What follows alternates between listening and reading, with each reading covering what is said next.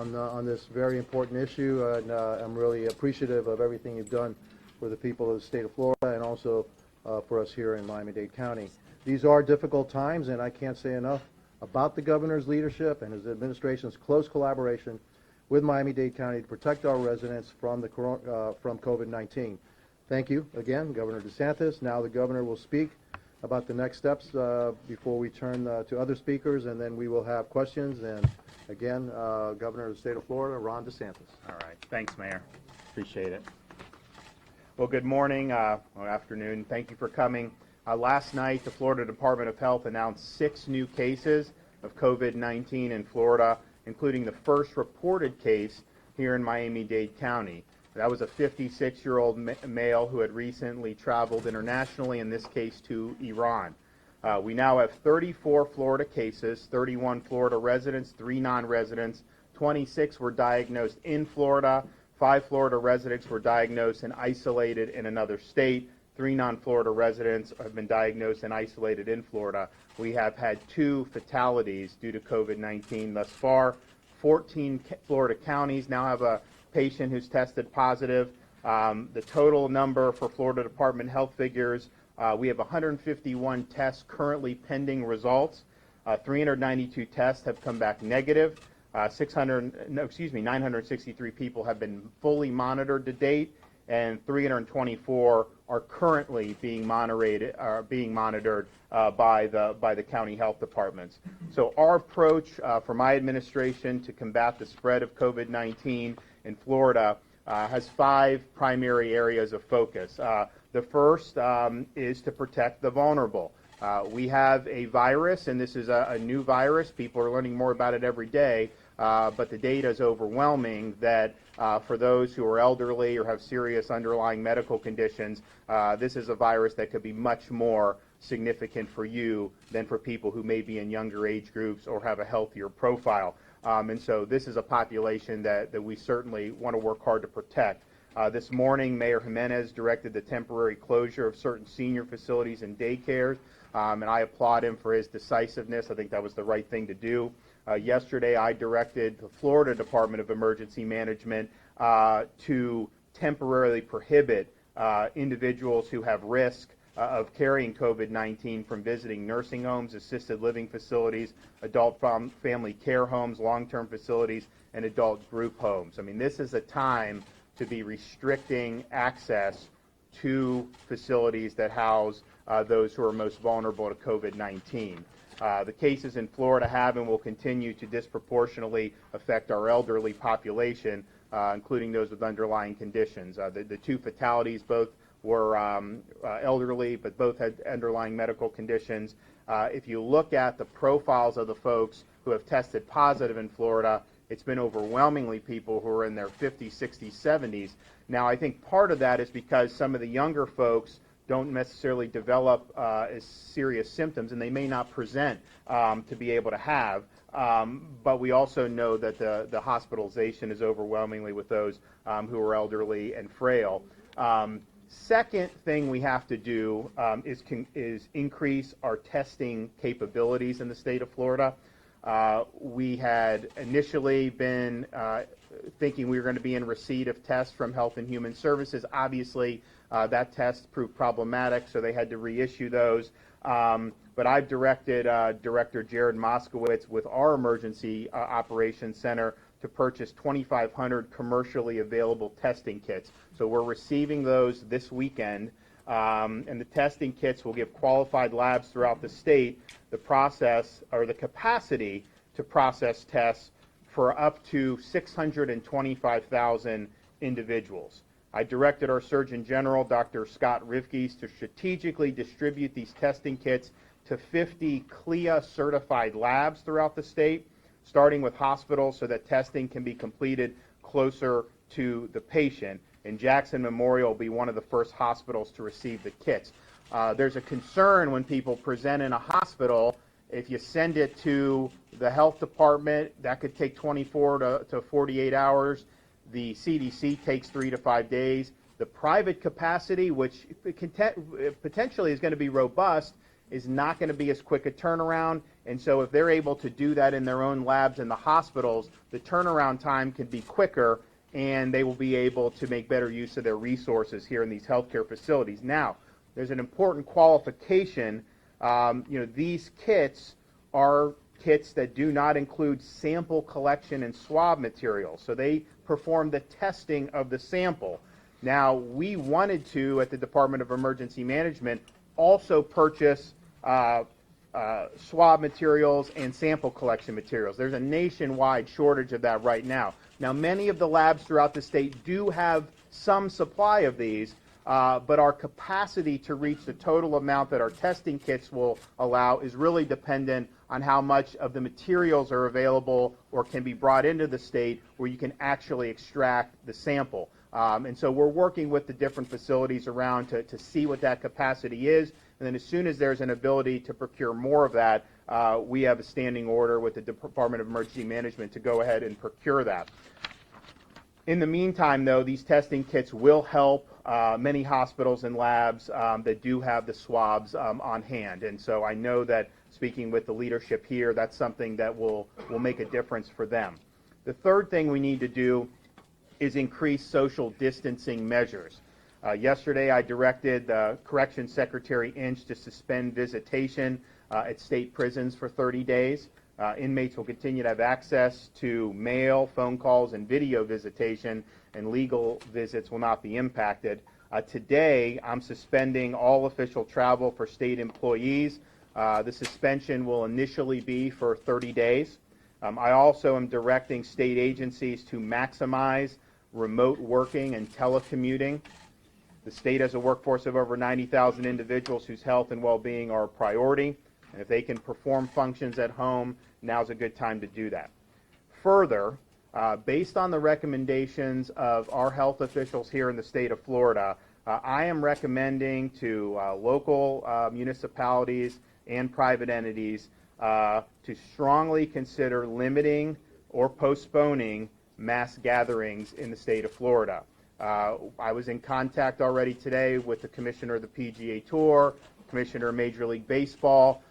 This is an opportunity, our health officials believe, where some of these large-scale events can be postponed and do it later. Some of the athletic contests, I recommended to the PGA, if they're not allowing the fans in, they can still compete the event and put it on television. People are going to be isolated or social distancing at home. That will be helpful. But if a mass gathering is not canceled, and I don't have the authority as governor to order all mass gatherings canceled, but if it's not, you need to have organized screening measures in place.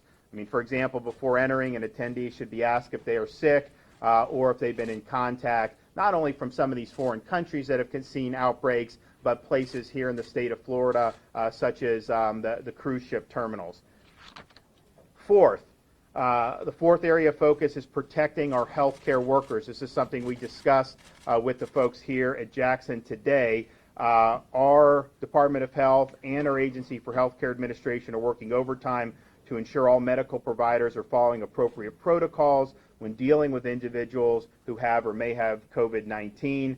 We want to keep our healthcare workers safe, and we want them to be in the game. If we have somebody who is exposed and then they're doing their job and interacting with other people, you self-isolate a half a dozen, 20 healthcare workers. That makes it much more difficult for the folks here to do their jobs. The Department of Emergency Management in Florida has secured contracts for nurses to be brought in the case there's personnel shortage. And I've also directed Director Moskowitz to purchase additional personal protective equipment or PPE. Finally, we must continue to monitor international and high-risk travel. Here in Florida, we'll continue to closely monitor travel and message as effectively as we can when we find out new information. So most recently, we had initially someone in Santa Rosa County who had tested positive. The international travel involved going on a cruise on the Nile River. And so that was something that was noted, but there wasn't any type of overriding guidance about that part of the world. Then we had another individual test positive for that. our health officials talked with the CDC, and they noticed that there were some people throughout the country who had also been on there. So the Florida Department of Health put out an advisory, and a number of people in Florida and beyond who were on Nile River cruises recently presented with symptoms. And so now, of all of Florida's cases, 10 of those cases are connected to the Nile River. So that's over 33% of the cases in the state of Florida. So it's important that we remain vigilant here in the state of Florida. I think taking proactive measures will help us flatten the curve of this. As people get exposed, there's a lag in terms of when they present symptoms. And so we're obviously conscious about the individuals who may be impacted by this directly. We also understand that if more and more people get infected this without changes in behavior or other types of changes in policy, that's going to put an enormous amount of stress on our healthcare system. And a lot of the other ailments are not going away. People are going to need medical care in a variety of different contexts unrelated to this virus. So please continue to visit the Florida Department of Health's website for the most up-to-date information and guidance, floridahealth.gov. I want to thank the mayor. I want to thank Carlos Magoya. I want to thank our Lieutenant Governor for their work, and Secretary Mayhew. We'll hear from a few other folks here, and then we'll all be happy to take some questions. So I'll introduce right now our Lieutenant Governor. Good afternoon. Thank you, Governor, again for your leadership on this very important issue that our state is facing. Thank you, Mayor, the rest of the elected officials that are here with us, our Secretary, Agency for Healthcare Administration. I'm going to share what the Governor just said in Spanish. Buenos días, muchas gracias por estar aquí con nosotros. Anoche el Departamento de Salud anunció 6 casos adicionales de COVID-19 aquí en la Florida, incluyendo el primer caso aquí en el condado de Miami-Dade. Un hombre de básicamente 56 años con un reciente viaje internacional. Ahora tenemos un total de 34 casos en la Florida, 31 residentes de la Florida, 3 no residentes de la Florida. De esos 34, 26 están diagnosticados aquí en la Florida, 5 residentes que están aislados en otros estados, no aquí en la Florida. 3 residentes que no son de la Florida, pero están diagnosticados aquí y aislados en la Florida, y lamentablemente 2 fallecidos. 14 condados en el estado de la Florida en este momento tienen un paciente que ha resultado positivo. Nuestros totales de pruebas siguen siendo los siguientes: 151 pruebas que están pendientes los resultados. Más de 390 pruebas han dado negativo. Hemos monitoreado un total de 963 personas en sus casas, y hoy día estamos monitoreando un total de 324 que siguen bajo monitoreo del Departamento de Salud. La estrategia de nuestra administración para combatir el COVID-19 tiene 5 áreas principales de enfoque. El primero es proteger a nuestros vulnerables. Esta mañana sabemos que el alcalde Jiménez dirigió el cierre temporal de ciertos asilos de ancianos, y le agradecemos su decisión. Ayer el gobernador dirigió a nuestro director de manejo de emergencias, el director Moskowitz, que ha prohibido temporalmente que personas de alto riesgo visiten a nuestros hogares de ancianos, centros de vida asistida, hogares de cuidado familiar para adultos, centros de cuidados a largo plazo y hogares grupales para adultos. Cualquier persona infectada con COVID-19 que no haya tenido 2 resultados negativos consecutivos separados por 24 horas, está prohibido visitar estos centros. Cualquier persona que muestre o presente signos o síntomas de una infección respiratoria está prohibido visitar. Cualquier persona que tenga o puede haber estado en contacto cercano con una persona infectada con COVID-19, también prohibido visitar durante 14 días desde su interacción con la persona infectada. Cualquier persona que ha viajado internacionalmente es prohibido visitar durante 14 días desde su regreso a los Estados Unidos. Cualquier persona que viaje en un crucero, prohibido visitar durante 14 días desde su regreso. Cualquier persona que haya estado en una comunidad con difusión comunitaria confirmada es prohibido visitar durante 14 días después de salir de esa comunidad. Y finalmente, cualquier persona que reside en una comunidad con contagio comunitario confirmada es prohibido visitar estos centros de ancianos. De nuevo, el gobernador reiteró que estamos muy preocupados con las personas de tercera edad, es la persona más vulnerable y queremos tomar todas las medidas importantes para proteger esas personas de tercera edad.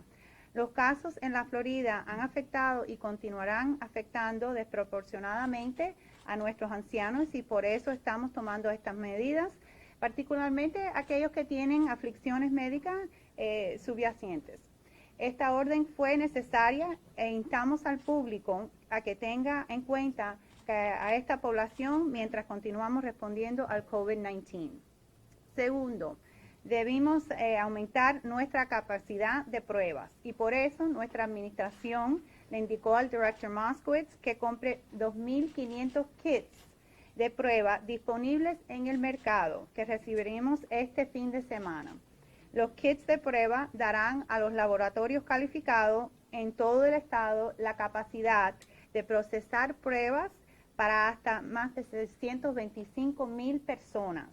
Además, ordenamos a nuestro cirujano estatal, el Dr. Rivkis, distribuir estratégicamente estos kits de prueba a 50 laboratorios certificados en todo el estado, comenzando por los hospitales, para que las pruebas se puedan completar más cerca al paciente.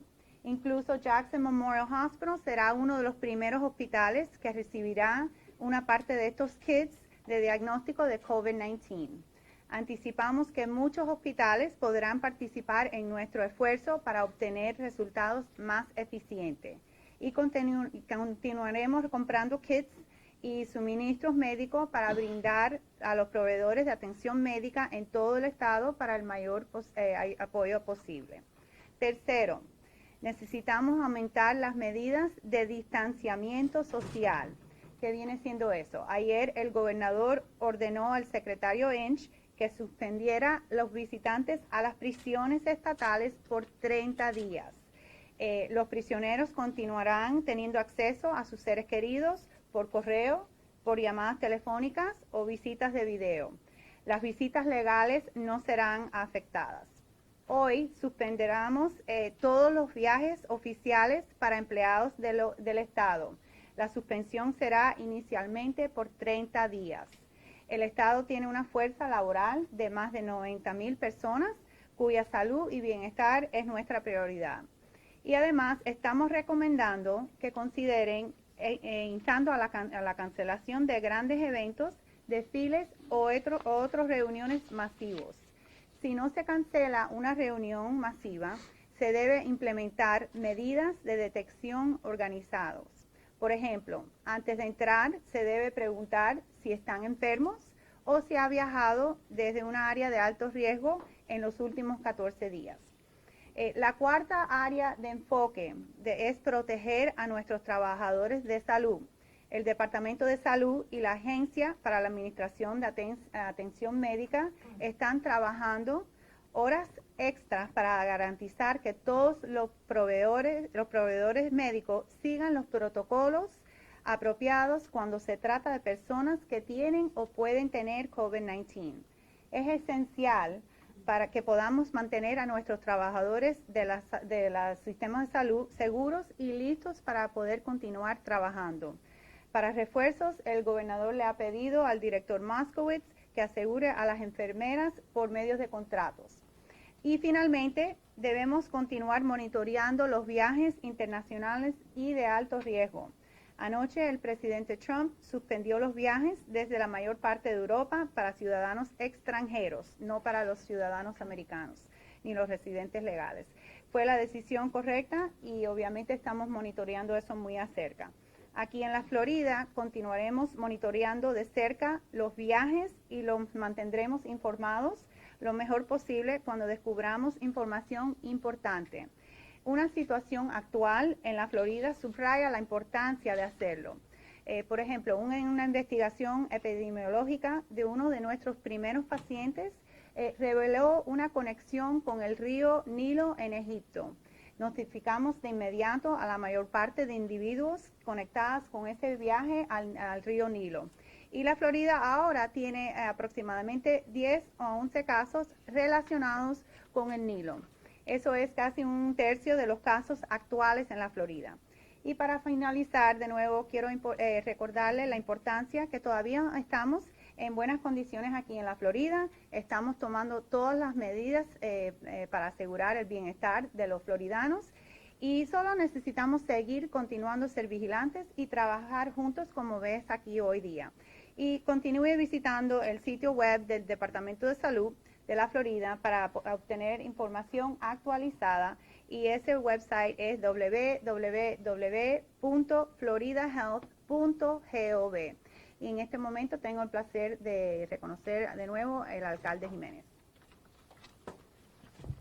Thank you, Lieutenant Governor, and thank you for your outstanding leadership and also the cooperation that we've had in our communication with us here in Miami-Dade. I also want to recognize that we have our chairwoman, Audrey Edmondson, here, Commissioner Higgins, Commissioner Bobo, Commissioner Diaz, Commissioner Levine Cava, and Commissioner Modestine. Thank you for being here. And Commissioner Commissioner Moss, all right. Miami-Dade County is an international hub for trade and tourism, so it's especially important for our community to add extra layers of protection against this virus. We want to be sure that our residents, travelers, first responders are safe and that our community is not hit hard by the COVID-19.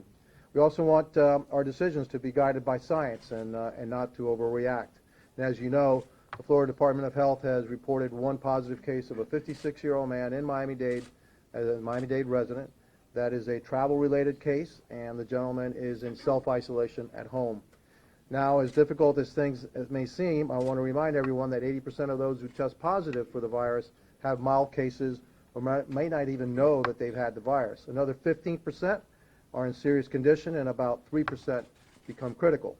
Our collective focus at the local, state, and national levels has been that 18%, on protecting the most vulnerable to serious illness from COVID-19. The CDC and the World Health Organization have found that people 60 years and older and seniors with serious medical conditions such as cardiovascular disease, hypertension, diabetes, and cancer are most at risk. Those with compromised immune systems are also at risk. Because apparently healthy people can carry the virus, and we don't want to overburden our emergency rooms with people who can self-isolate at home, we are looking at smart ways that better protect our residents and first responders. Working with JMH and CEO Carlos Migoya, we're looking to shift resources to develop isolation spaces at MIA and also the Port of Miami. Those isolation areas at MIA and our seaport will be used to screen, question, and test travelers and employees who meet certain health criteria. Jackson will staff these isolation areas with registered nurses. Those spaces would also be used to monitor people who are being tested. Clinicians would decide at what point to release the patients to help them transition home to self-isolate, or if necessary, to transport them to the hospital. This is exactly the same procedure that doctors would follow if you went to the hospital for testing. This teamwork between Jackson and the county will help ensure that we have extra healthcare workers on site at the airport and the seaport. And for now, we continue to focus on senior citizens and those people of any age who have compromised immune systems. We develop protocols for our county's adult daycare centers, assisted living facilities, and nursing homes. And I'll add the governor's orders to restrict visitation at those facilities, and I think that's a very, very smart call. As you all know, this morning I issued an order that on Monday all the adult senior centers will be closed in Miami-Dade County. We will be working with those senior centers to develop the protocols if they need those services. The seniors need those services to be rendered at home, such as the feeding. We'll be working over the weekend to make sure that all those seniors get the services that they normally get at these centers, at home. Deputy Mayor Maurice Kemp has been leading the development of these protocols with executives from senior service organizations and our state and federal partners. I issued an emergency order that takes effect today, which among other things grants the mayor of Miami-Dade County authority to order closing large events in the interest of cutting short the spread of the virus and getting our airport and seaport back to growing jobs. MIA and Port Miami currently remain in full operation. Earlier today, I met with my senior staff. I have ordered the postponement of large events such as the Youth Fair, the Miami Open Tennis Tournament, Take Your Kids to Work Day, the 5K run at MIA, and all events at American Airlines Arena. This is not just an exclusive list. We will be adding to this list as time and days go by. The March 22nd race at Homestead Speedway will be postponed. NASCAR will make the decision whether to hold the race without fans. We will be reviewing whether to postpone other large events. We're working to suspend evictions. We want to thank the Commission Chairwoman Audrey Edmondson for her support and the board's collaboration to protect our residents from the health threat. We will continue working together at the local, state, and federal levels to ensure that we meet the challenges of COVID head on. And just before we walked in, I talked to the governor. I know that the president suspended all flights from Europe yesterday, and I'm asking him for our help to see if we can suspend the flights from Cuba. I know that there's COVID-19 in Cuba. I do not believe that there's only 3. I believe there's probably a heck of a lot more, and it poses a risk to the people of Miami-Dade County and our state. And so, Governor, I know that you're in agreement, so hopefully we can get that done, and the president can add Cuba to the list of countries that we will not be traveling to and from. Life is going to be a little different for all of us in the weeks ahead.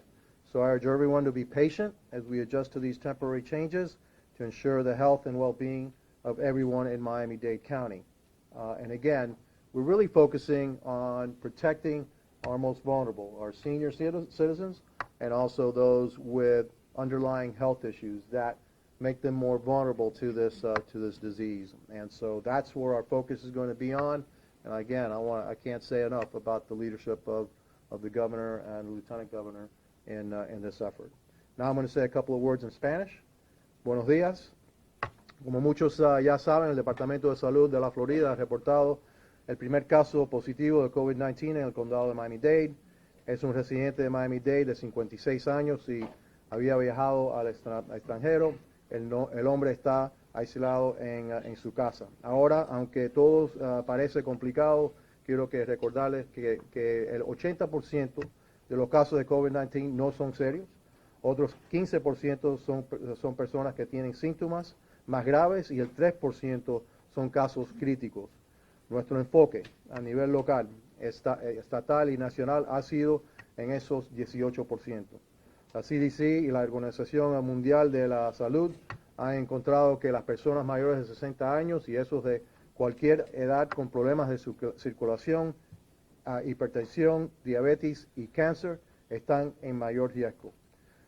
No queremos que nuestros salones de emergencia estén sobrecargadas con personas que pueden aislarse en su casa, y por eso estamos buscando otras vías para proteger a nuestros residentes. El condado está trabajando con Carlos Migoyas, el presidente del Hospital Jackson, para desarrollar espacios de aislamiento en el aeropuerto internacional de Miami y también en el puerto. De esa manera mantenemos nuestros hospitales con más espacio para tratar a las personas de que de verdad necesitan ir al salón de emergencia. Estas áreas de aislamiento en MIA, en nuestro puerto, se utilizarán para chequear los viajeros por síntomas del virus. El personal de Jackson estaría al cargo de estas áreas de aislamiento con enfermeras registradas. De ahí ellos van a determinar si el paciente puede ir a su casa o si no, tiene que estar aislado por 14 días o si es necesario transportarlos al hospital. También hoy tiene efecto una orden de emergencia que firmé anoche. Esa orden, entre otras cosas, le da al alcalde del condado de Miami-Dade la autoridad para ordenar el cierre de grandes eventos. Esta mañana decidí posponer por ahora grandes eventos como el Youth Fair, la carrera NASCAR de Homestead, el torneo de tenis Miami Open y todos los eventos en la arena americana de la American Airlines Arena, entre otros. Voy a seguir al tanto de la situación y seguir las recomendaciones de los oficiales de salud para decidir si posponer más eventos en el futuro. Vamos a tener más notificaciones sobre eso en las próximas horas y también los próximos días. Muchas gracias. And now Secretary Mary Mayhem will talk about the state's efforts to protect the elderly from COVID-19. Thank you. Thank you. I want to express my appreciation for Governor DeSantis, Lieutenant Governor Nunes, Surgeon General Rifkes for their incredible leadership at the state. I want to commend the elected local leaders here, your healthcare leaders, for their aggressive actions. Prevention is containment. And I want to express my appreciation for those who are on the front lines, our healthcare workers, those who are caring for our elderly, our EMS. We need their day-to-day dedication and support. I have had the opportunity to travel around our state this week to assess the needs of healthcare providers across Florida and to hear the challenges they are confronting on the front lines.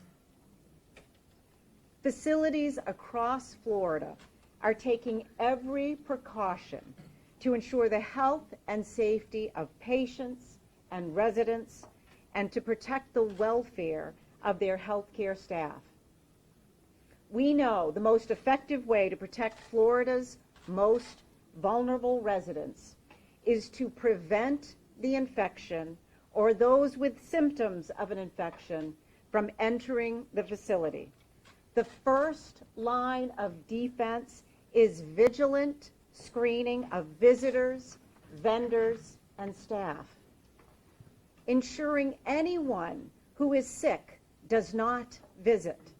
If someone has traveled internationally or has been on a cruise, they are asked appropriate screening questions.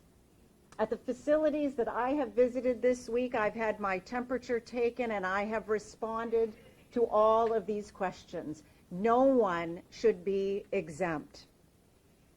Every provider I have visited has been unequivocal in their support for and implementation of screening protocols. And every facility must have the necessary tools at their disposal to keep patients and residents safe. That's why the recent emergency order requiring comprehensive screenings at long-term care facilities is so critical. This will help ensure facilities can take necessary measures to protect Florida's most vulnerable populations. And again, we know that these are individuals who are at most risk. We've seen the tragic situation in Washington State at a nursing home there. The choice is clear. Florida will and must take every step to prevent real and potentially fatal threats to our elderly and senior populations and those with underlying health conditions. The emergency order is formalizing many precautions we have already asked nursing homes, assisted living facilities, and other residential providers to take. Additionally, my agency has a laser beam focus on those who are most at risk for infection, such as Florida's seniors populations, and we remain in constant communications with Florida's skilled nursing and assisted living facilities and their statewide associations. I have spoken in conference calls with over 2,500 providers in our state.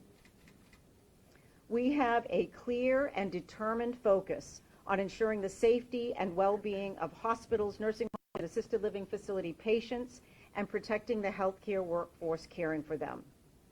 Healthcare providers are executing their infection control procedures, which they are required to maintain at all times. This is absolutely critical to emphasize. Hospitals and nursing homes plan, train, and drill on infection prevention and control protocols.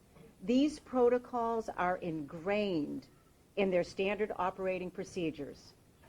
Our agency has taken decisive actions to visit all hospitals, nursing homes, and assisted living facilities that have had issues related to infection control and prevention.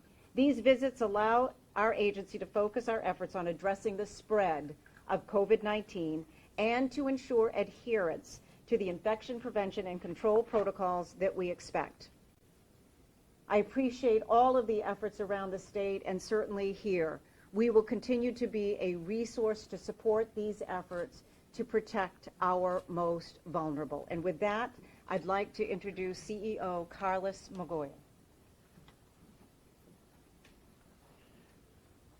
Thank you, Madam Secretary. Thank you all for being here at Jackson today. I'd like to thank Governor DeSantis, Lieutenant Governor Nunez, and Mayor Jimenez, and Chairwoman Edmondson, Secretary Mayhew, and all county commissioners that are here joining us today. Joining me on behalf of Jackson, we have Chief Physician Executive Dr. Peter Page and our Chief of Infection Prevention, University of Miami Professor Dr. Lillian Abel. I want to reassure our community that Jackson Health System has solid prepared plans in place that we've been refining as we learn more about this virus. We're not starting from scratch with our preparations. Jackson has a long history of stepping up, and there's a surge of demand for health care. After the Haiti earthquake in 2010, we took in more than 200 critically injured patients and more than 50 people burned in the 2003 boiler room explosion of the SS Norway. We've also had vast experience with public health issues dealing with infectious diseases like Zika and Ebola. I cannot stress this enough, and we are ready. We are Jackson. This is what we do. Along with our partners at the University of Miami, we have experienced physician experts in every medical specialty. We have been refining our protocols for the protection of everyone who enters our hospitals, emergency rooms, and other clinical spaces, which include screening of all visitors at clinical entry points and over the phone, asking about their travel history and any symptoms they may currently be experiencing, moving suspected patients to an isolated room for further examination, having dedicated clinical staff prepared to treat patients with pending or positive test results, equipping our clinical staff with the appropriate personal protective equipment, better known as PPE, implementing restricted visitations and enhanced visitor screening at Jackson's 2 long-term care nursing homes.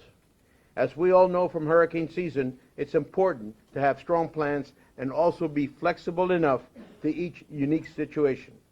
That's what we're approaching this situation. We are in daily communication with local, state, and national leaders, as well as other healthcare providers across South Florida.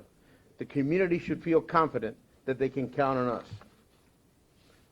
I'd like to now add some words in Spanish. Gracias a todos por estar aquí en el Jackson hoy. Quisiera agradecer al gobernador DeSantis, a la vicegobernadora Núñez y al alcalde Jiménez, como la secretaria Mayhew y los otros comisionados que están aquí hoy, por acompañarnos. Quiero asegurarle a nuestra comunidad que el Jackson cuenta con planes de preparación sólidas que hemos estado refinando a medida que aprendemos más sobre este virus. Nuestra base para estos preparativos es bien elevada por nuestras experiencias. Jackson ha enfrentado anteriormente todo tipo de crisis médica en nuestra comunidad. Después del terremoto de Haití en el 2010, recibimos más de 200 pacientes con lesiones graves. Cuidamos a más de 50 personas quemadas en la explosión del cuarto de caldero del crucero Norway en el 2003. También tenemos una vasta experiencia en temas de salud pública tratando enfermedades infecciosas como el Zika y el Ébola. No puedo enfatizar esto lo suficiente. Estamos listos. En el Jackson somos expertos en esta materia. Junto a nuestros socios en la Universidad de Miami contamos con médicos expertos en todas las especialidades. Hemos estado refinando nuestros protocolos para la protección de todas las personas que ingresan a nuestros hospitales, salas de emergencias y otros espacios clínicos que incluyen revisión de todos los visitantes en los puntos de ingreso clínico y por teléfono, preguntando sobre su historial de viajes y cualquier síntoma que puedan estar experimentando actualmente. Traslado de pacientes como sospecha del virus a una habitación aislada para un examen más detallado. Tener personal clínico dedicado y preparado a tratar pacientes con resultados de prueba positivos o pendientes. Equipar a nuestro personal clínico con el equipo de protección personal adecuado.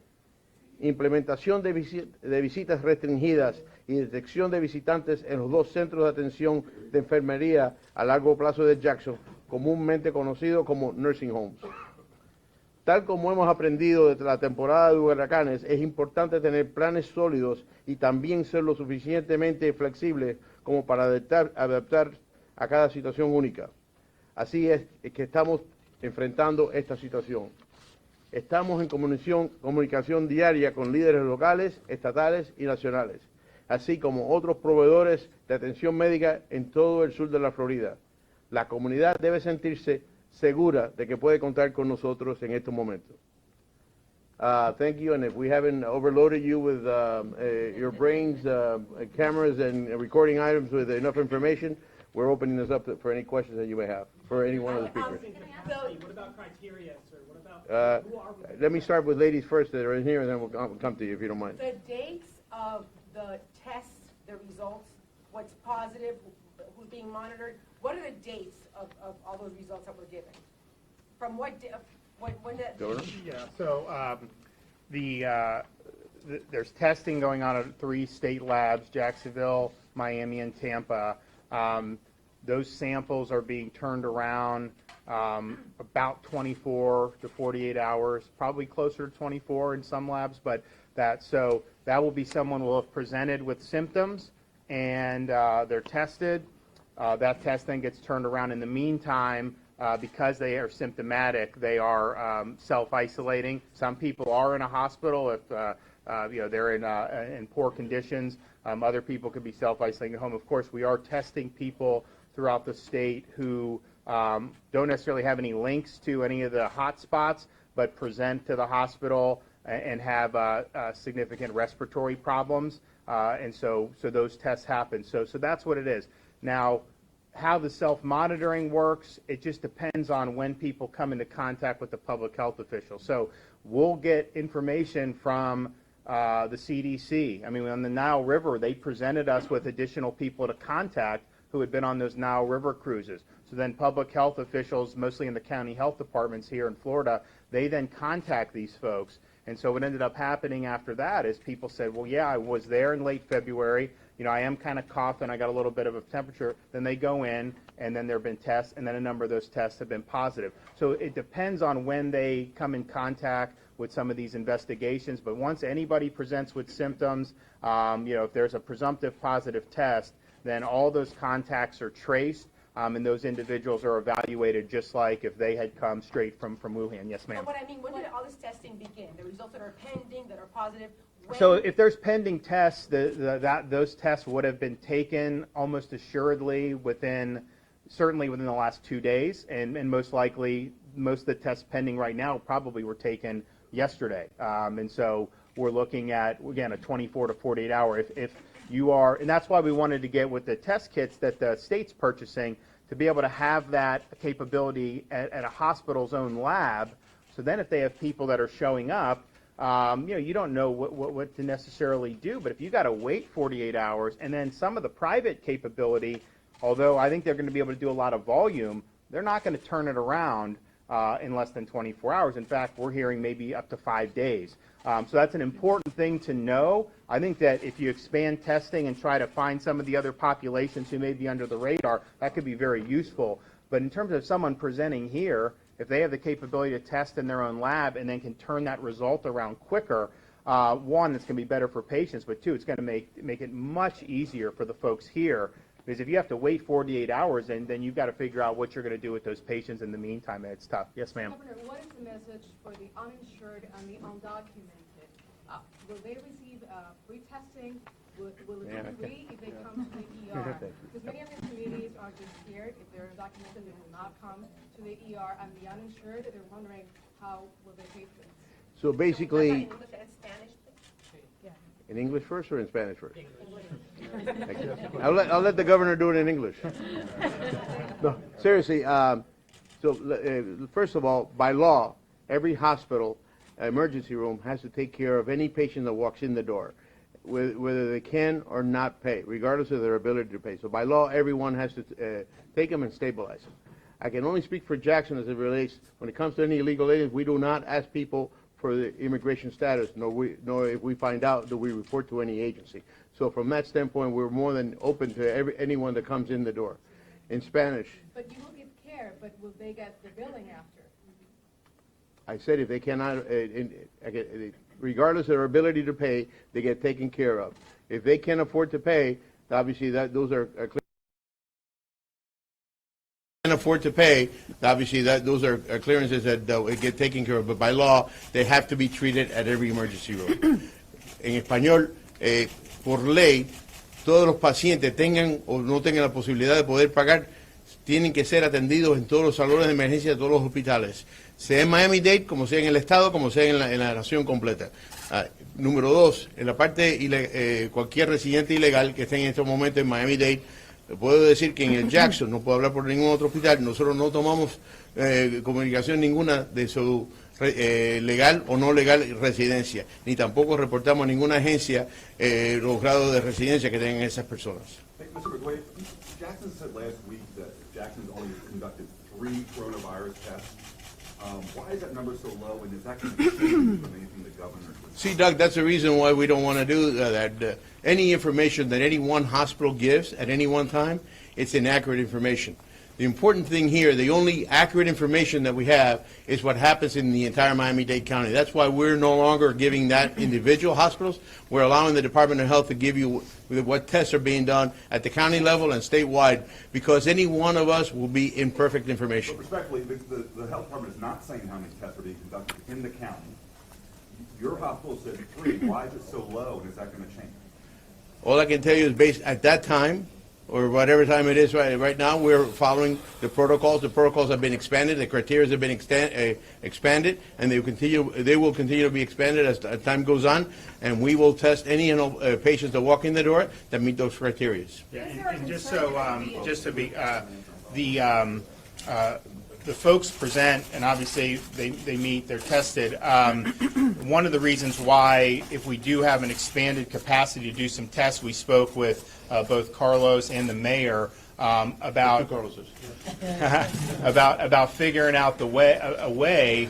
And you can't just say everyone should go get a test, because one, that's not medically valid, and two, it would deplete the resources. But figuring out ways to see how this is transmitted or being carried under the surface. In other words, you have people who may be in their 20s, in their teens, even in their 30s, who don't develop very significant symptoms. And so if you think back, I mean, I could tell you, if when I was 21, if I started coughing, I just got over it. I didn't rush into the doctor's office.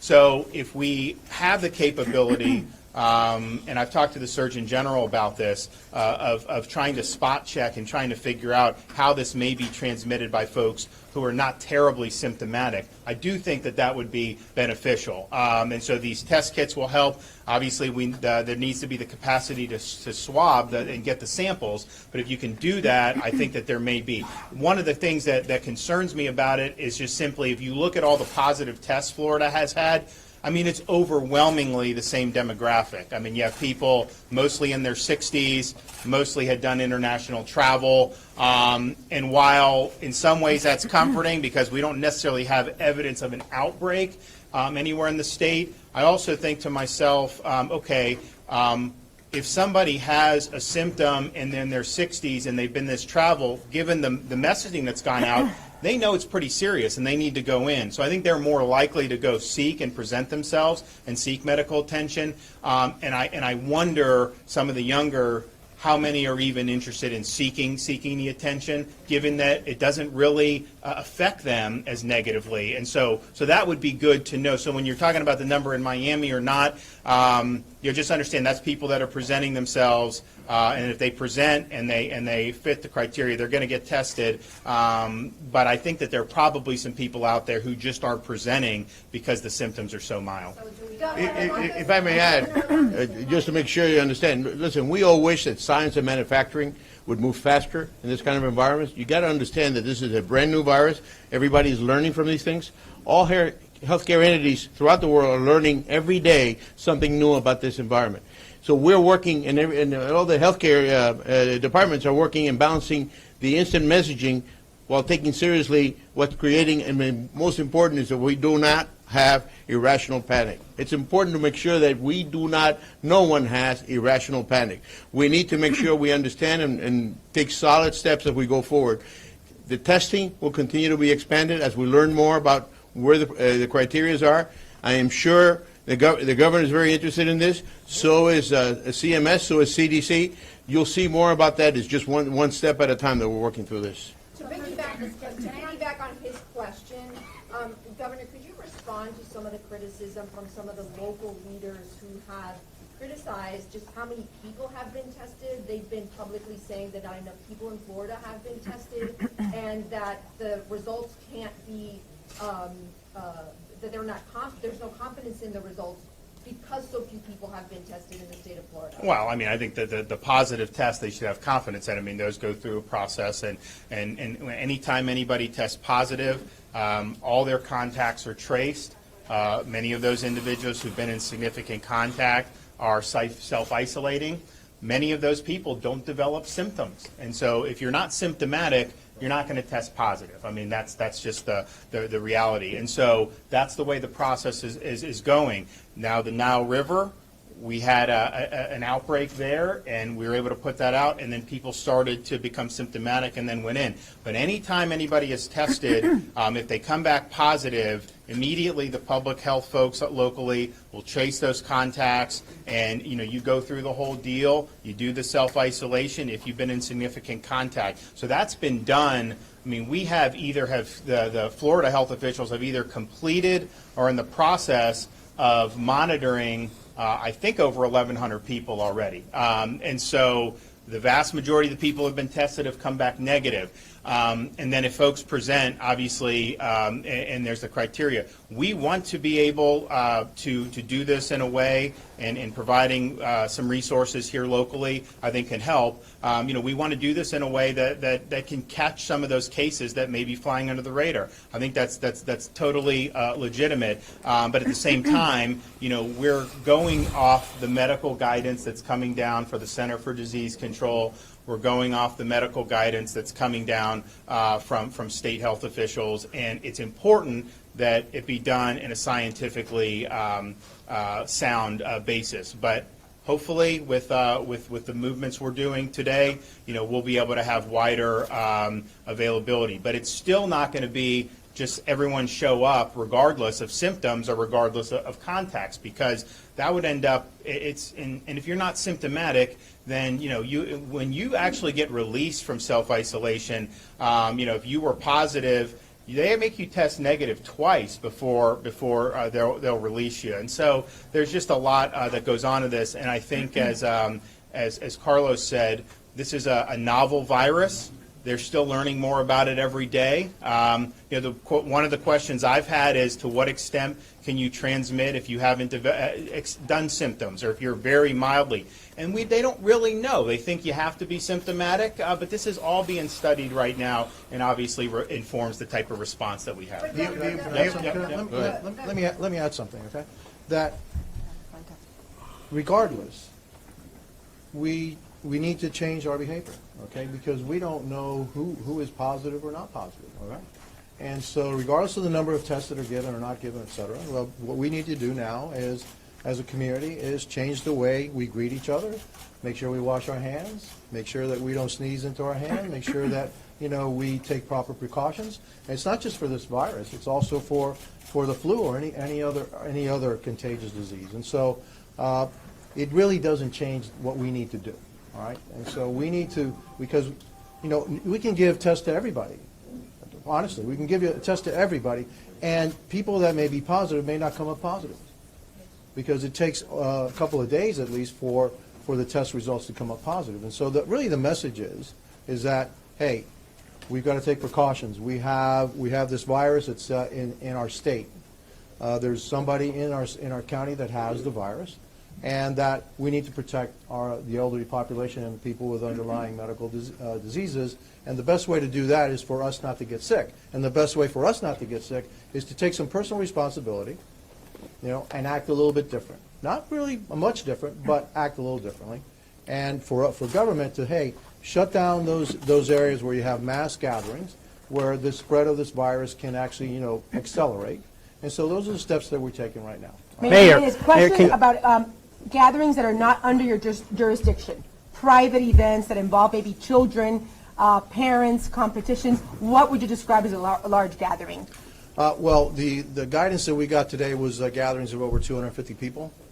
And so again, there'll be more, I'll be issuing more orders or suggestions in the coming hours and in the coming days and weeks, depending on what happens with the situation. And so this is an evolving threat and an evolving response to that threat.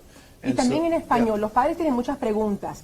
Tienen a sus hijos regresando a la universidad temprano, las vacaciones de primavera, pero el enfoque supuestamente es en las personas mayores de edad. Entonces, ¿cuál es el peligro real para los niños, para los jóvenes?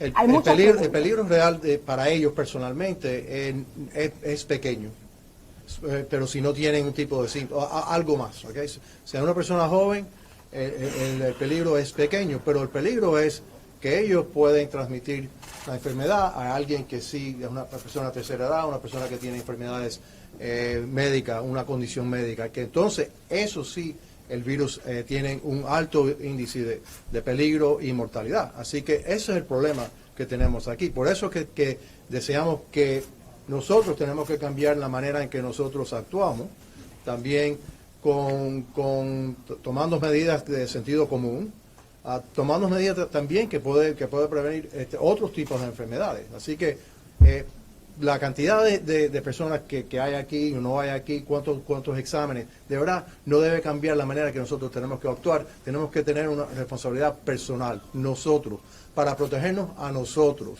también para proteger a las personas de tercera edad y también a las personas que tienen las condiciones médicas, que son las personas que estamos enfocados. Mayor, can you, Mayor. Alcalde, sobre los viajes de Cuba. ¿Qué? Pero si nos puede decir en español, lo había dicho en inglés, algo que le había pedido el gobernador sobre los viajes que tienen que ver con Cuba. Sí, hay más de 10 viajes que van todos los días del aeropuerto de Miami, que van para Cuba. Ya sabemos que el virus está en Cuba, han dicho 3 casos. Como yo no creo al gobierno cubano, y estoy seguro que hay muchos más casos en Cuba, yo le estoy pidiendo al gobernador que por favor danos una ayuda, pidiéndole al presidente que también incluya a Cuba como uno de los países que no se debe viajar entre los Estados Unidos. Y él ha dicho que sí me va a ayudar en ese. Eso pasará pronto. Yes, go ahead. Last question, guys, right? Last question. Sure. Right. So there's commercial testing kits. Obviously, there was the whole thing with HHS had sent out kits. Those kits were going to lead to false positives. They had to redo the test. The commercial companies, have options. So this is a verified test.